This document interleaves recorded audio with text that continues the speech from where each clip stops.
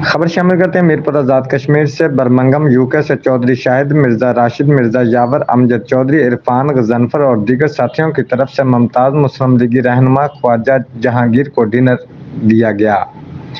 دعوت میں مہمان خصوصی جناب پاکستان مسلم لیگ نون برطانیہ کے صدر چودھری عبدالرحمان ارائیں، سینئر نائب صدر راجہ قمر عباس، چودھری محمد شکیل، راجہ تجمل نوابی، چودھری ارشد برمنگھم، چودھری کامران، چودھری لطیف اسلم آزاد اور دیگر مہمانوں کو مدعو کیا گیا۔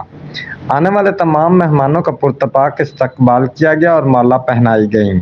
اس موقع پر مہمانوں نے خطاب کیا اور مسلم لیگ نون کی آمدہ حکومت کے بارے میں نیک خواہشات کا اظہار کیا گیا اور کہا کہ مسلم لیگ نون ہمیشہ ملک و قوم کی ترقی اور فلاح بہبود کے لیے کام کرتی رہی ہے اور انشاءاللہ مستقبل میں بھی یہ مشن جاری رہے گا۔ آخر میں خواجہ جہانگیر اور دیگر مہمانوں نے عشائیہ دینے پر اپنے میزبانوں کا شکریہ ادا کیا۔